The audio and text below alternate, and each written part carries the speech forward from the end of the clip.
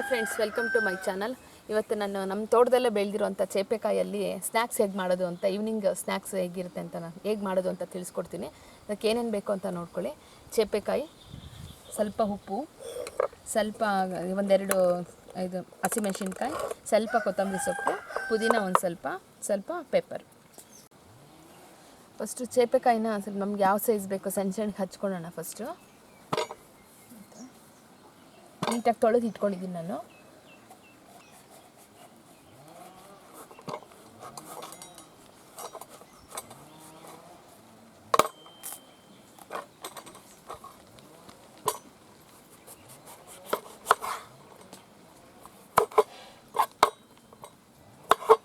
Edges ಸ್ವಲ್ಪ cut ಮಾಡ್ಕೊಂಡ್ರಿ.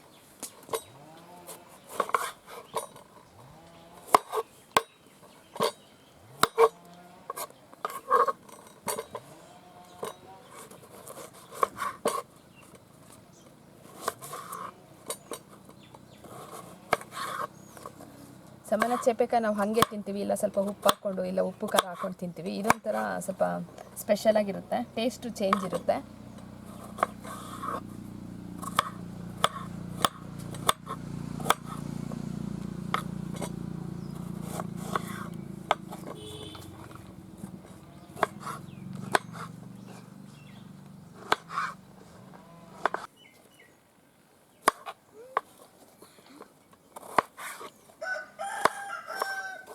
ಎಲ್ಲ ಈ ಥರ ಸಣ್ಣ ಸಣ್ಣ ಹಚ್ಕೊಂಡಾದ್ಮೇಲೆ ಒಂದೊಂದೇ ಹಾಕ್ಕೊಳ್ಳೋಣ.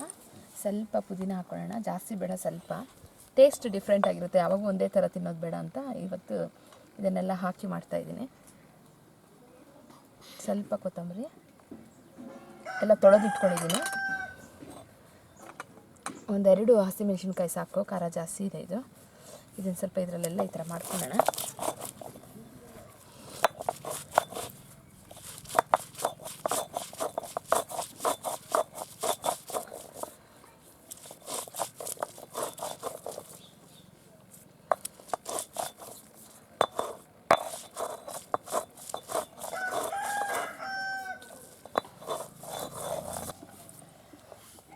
ಹಚ್ಚಿರೋ ಚೇಪೆಕಾಯಿ ಎಲ್ಲ ಬೌಲ್ ತೊಗೊಳ್ಳೋಣ. ನೋಡಿ, ಒಂದು ಕಾಯಿಗೆ ಎಷ್ಟೊಂದು, ಒಂದು ಬೌಲ್ ತುಂಬ ಆಗುತ್ತೆ, ಅಷ್ಟೊಂದಿದೆ.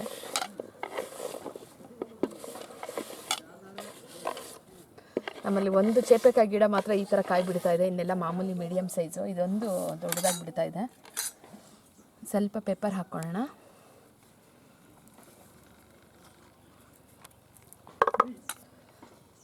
ಸ್ವಲ್ಪ ಉಪ್ಪು,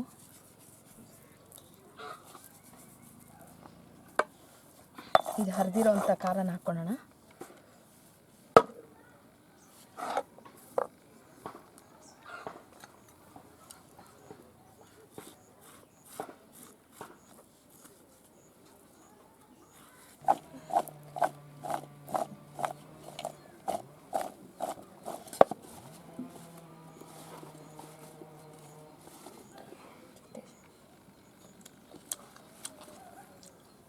ಸ್ವಲ್ಪ ಸಾಲ್ಟ್ ಹಾಕೊಳ್ಳೋಣ, ಸಾಲ್ಟು.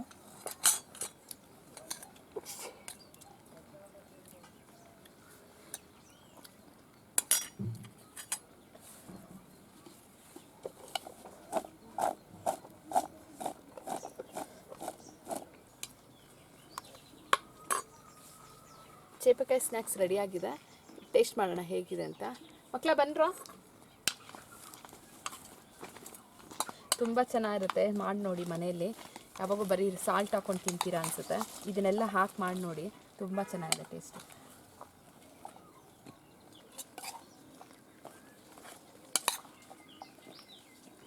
ತಪ್ಪುಡ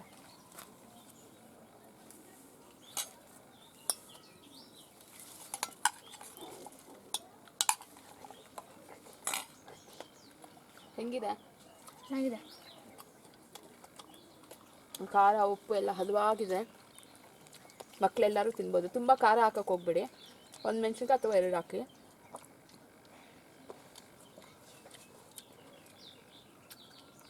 ಚೆನ್ನಾಗಿದೆಯಲ್ವಾ?